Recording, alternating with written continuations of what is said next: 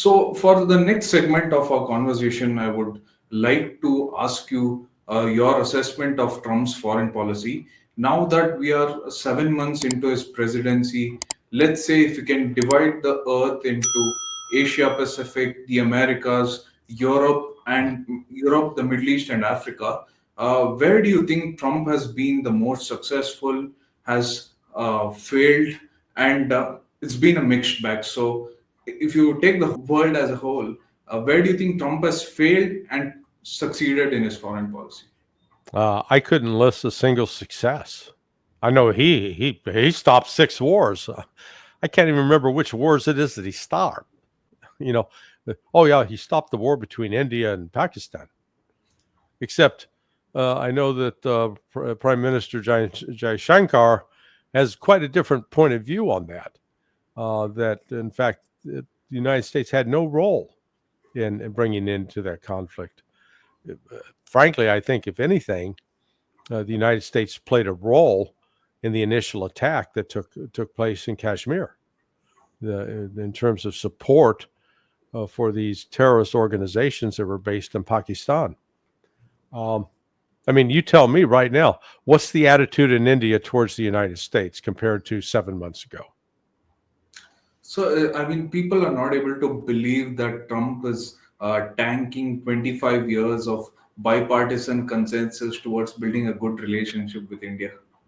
Yeah, uh, not necessarily happy. I've my understanding is that one of the most important political influences in India or sectors is an area that dealt with energy and commerce. And when Trump was threatening these tariffs and then imposing the tariffs, that very group who had been the most supportive, most enthusiastic about working with the United States basically said, "Screw this! We're not going to put up with that. It's an insult." And I've joked that this was actually Donald Trump's secret plan to win the Nobel Peace Prize. His plan was, I'm going to make the Indians so mad at me that they'll become good friends with the Chinese, and therefore, by being friends with the Chinese, we'll put an end to that China-India conflict, which appears to be exactly what's happening now. But I don't think that was Trump's plan. I think that's just been a consequence. No, I think Trump's foreign policy with respect to Israel is Israel first, America second. He's been a facilitator and enabler of genocide.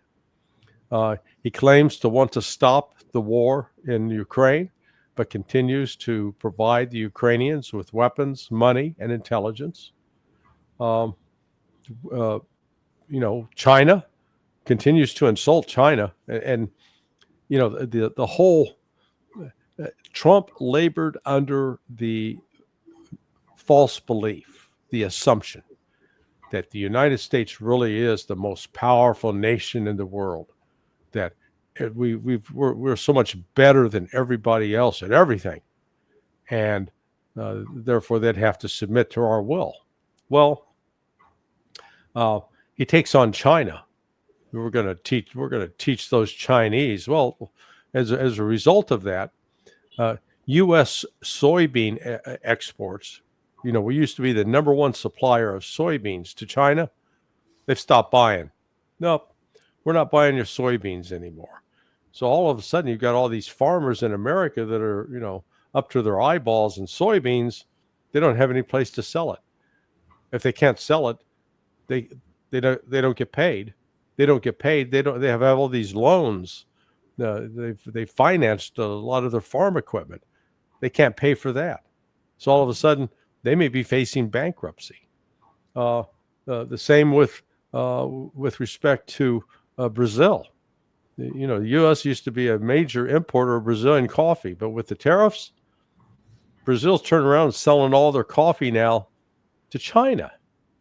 And because the Chinese they're not drinking as much tea and they're drinking more coffee, and like with India, there's more than 1 billion of them, and the same with India.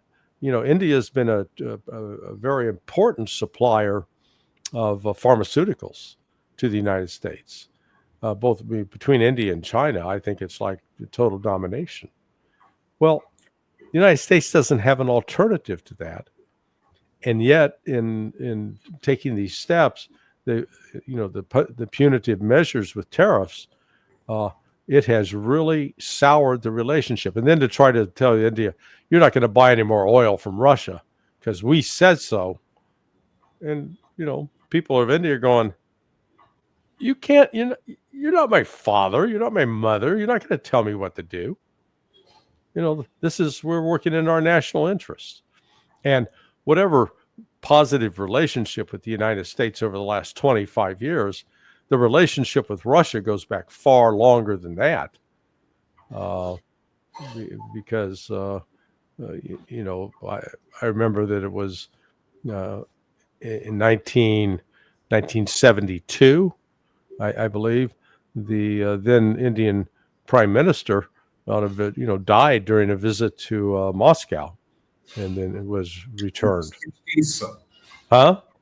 It was in the 1960s, I believe, 1965 or 66. No. It was 19. It was like, the reason I know it was like 1972 is my wife. She was in college. Okay. She did a winter term, and so the winter term for her was with this group.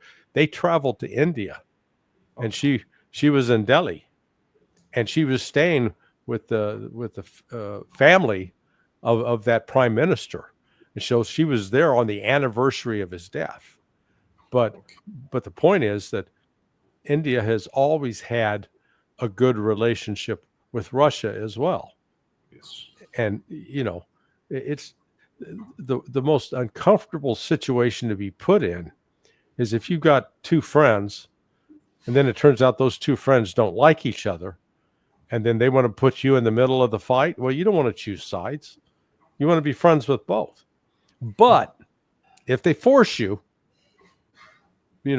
what is it that the United States supplies India that India needs? Nothing. What is it that Russia supplies that India needs? Oil, gas. So it's the pretty easy choice on that front. Huh? Weapons mainly. So I think around 60% of our military supplies come from Russia. So yeah. So there's it is.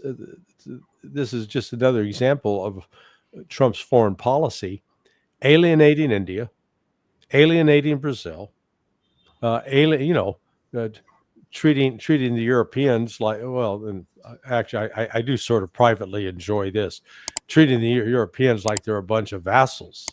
Yeah, Europeans are getting payback for their colonial heritage. Great Britain and what it did to India for so many years. It's a form of legalized rape. Now the UK in particular, it's suffering tremendously, and we're looking at really the end of British influence.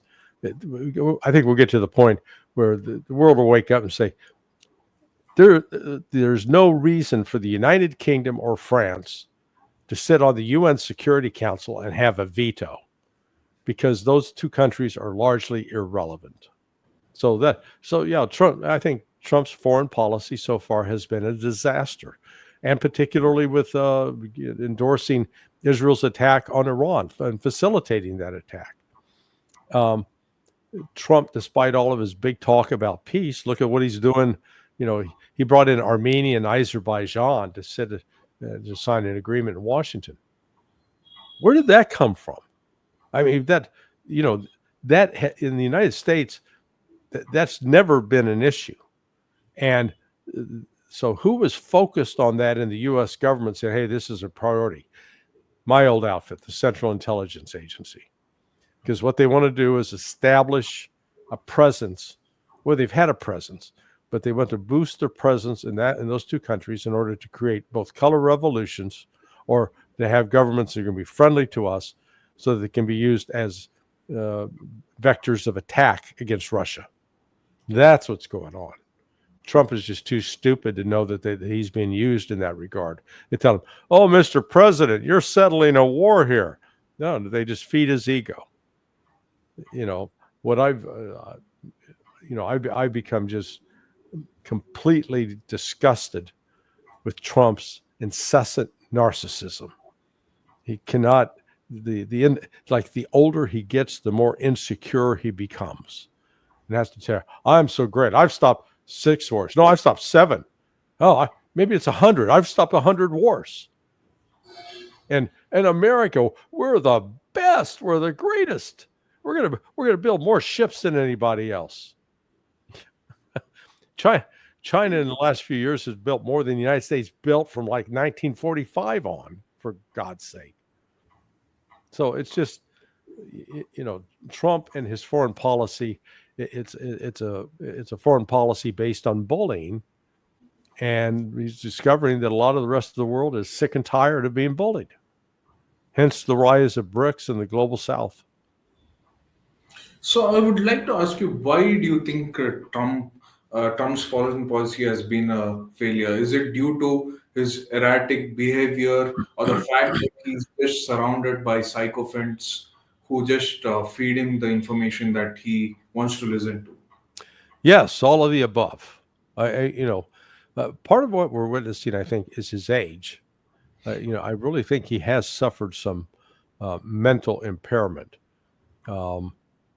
Confabulation is actually a symptom of that, and it's where you say things that you believe are true that happen, but are absolutely not true. And he doesn't read. He's not. He gets briefed, but depends on what he retains. So, as an example, we saw he put out on Truth Social the other day a claim that under the Biden administration, basically, they tied the hands of Ukraine and put Ukraine only so they could only fight a defensive war. They couldn't fight an offensive war. Well, that's just flatly, absolutely not true.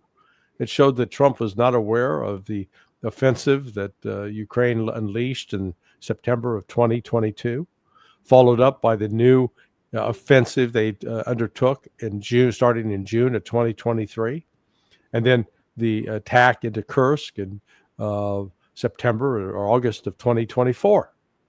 So he creates this fantasy mythical world, and then because he believes it's true, bases decisions off that. But he's also surrounded by sycophants. Good Lord, the amount of ass kissing that goes on with these people is just, it's shocking. It's like a public display of nudity. Please, get your lips off of his plump rear end.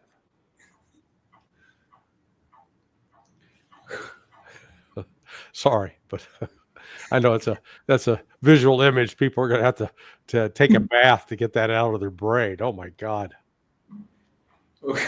It remains to be seen, sir. Really, I think I would largely agree with your point that, especially the amount of sycophancy I've seen in every press conference, or when Trump is surrounded by his lieutenants, is really embarrassing for the world's most powerful country.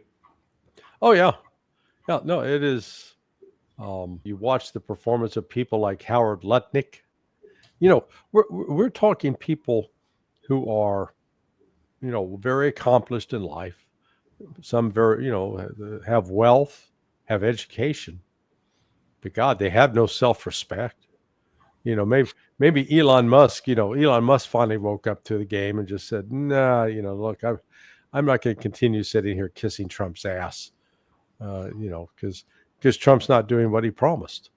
Just like, he lied about what he was going to do with respect to Jeffrey Epstein, and now has embarked on this whole gaslighting campaign to pretend there's nothing there, nothing to see here, move along. So I don't know if it's because the information that Epstein acquired over the years is now in the hands of Israeli intelligence and they can use it to blackmail Trump, or if Trump is fearful that there's information within the files that could be used against him. But for him to just be so insistently claiming that this is a Democrat hoax and that there's nothing to it, please, he thinks Americans are really, and some are that stupid that they will buy into that. But there are enough that have been awakened to this, and now Trump's done damage to his reputation and to his ability as a president to be effective. True.